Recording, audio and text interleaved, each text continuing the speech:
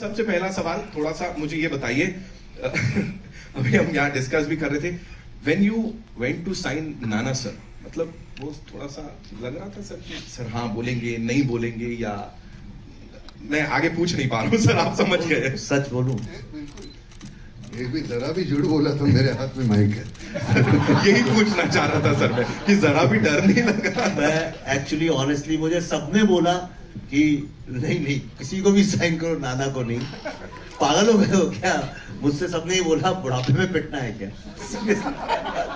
Everybody told me कि नाना के साथ जाओगे और उससे कुछ अच्छा नहीं लगा अगर तूने थोड़ा भी 10% कॉम्प्रोमाइज किया काम में, या बोला अच्छा जल्दी है ये एंगल चेंज करते हैं, तो वो मार देगा पकड़ के तुमको। तो मैंने फिर पल्लवी ने काम किया, मैंने पूछा क्या है, तो पल्लवी ने बताया मुझे कि काम को लेके नाना, और सिर्फ अपने ही नहीं दूसरे का भी सेट पे। तो जब मैं नाना से मिलने गया, तो पता नहीं कहाँ रहते हैं, बोले पूना में रहते हैं। पूना में नहीं रहते हैं, झूठ बोलते हैं। ये पूना से दूर at the end of the world कहीं एक फार्म हाउस है खड़गवासला में, वहां रहते हैं। तो मैं वहां गया तो नाना ने हमारे लिए बहुत सारा खाना बनाया, खुद अपने हाथ से खिलाया। मैंने कहा खिलाना पड़ता है, तो मैंने कहा बकरे को हलाल करने के पहले खुद खिला रहे।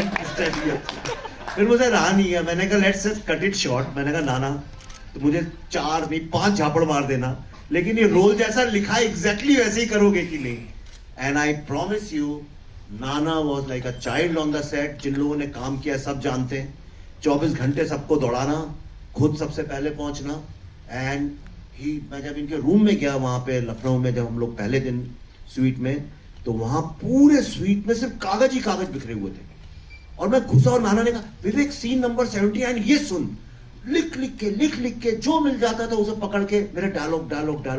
And he work so hard, क्योंकि इतने डिफिकल्ट डायलॉग्स थे, टेक्निकल हैं, इंग्लिश में भी है। अंग्रेजी हमको उतनी अच्छी आती नहीं है, तो हम रट लेते थे यार।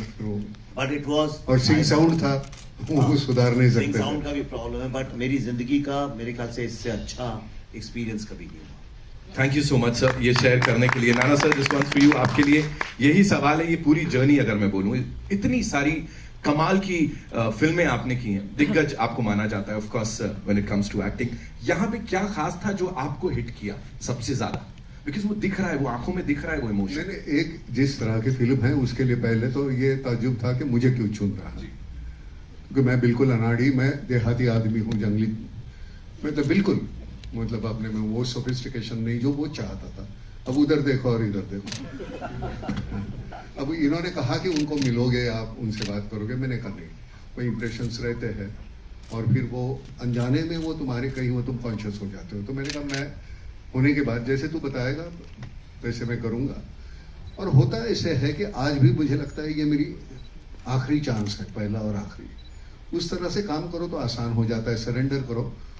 और अगर उसमें कुछ बुरा है तो मेरी वजह से है, अच्छा है तो इसने वो बोया होगा।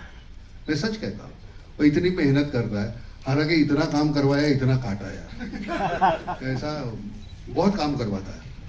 और सुबह से लेकर शाम तक मैंने वैसे ही बोल दिया था कि मैं 8 घंटे के ऊपर काम नहीं करूंगा, बावजूद उसके 10-12 घंटे काम करवाता है। ये झूठ है, ये जाते नहीं है, ये कहते हैं और काम करो। प्रॉब्लम ये है काफी, मतलब ऐसे कोई भी हमारे यहाँ कोई भी किसी की तकरार नहीं थी, हालांकि थक जाते थे हम। और इतना बरबोस है ना, तो बहुत बोलना टेक्निकल है। अंग्रेजी तो हमारी वैसे ही मतलब वाह कमाल।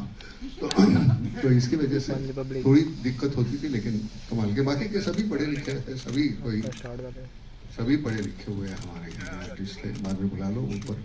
बिल्कुल सर, बिल्कुल सर के लिए एक बार जोरदार तालियां हो जाए यहाँ पे। Pallavi ji, this one for you, मुझे बताएं, जैसे मैंने कहा विमेन एम्पावरमेंट, फेमिनिज्म, नारी शक्ति, ये है असली जो हमें देखने को मिली। और ऑफ कोर्स हमारी विमेन साइंटिस्ट्स, और साथ ही अगर आप यहाँ इस समय देखेंगे जितने हमारे एमिनेंट जर्नलिस्ट्स हैं, उनमें भी बहुत सारी जो महिलाएं हैं, they are just killing it, if I can say that. तो एक बार उनके लिए भी जोरदार तालियां हो जाए। इतने सारे कमाल के जर्नलिस्ट एंड फीमेल्स।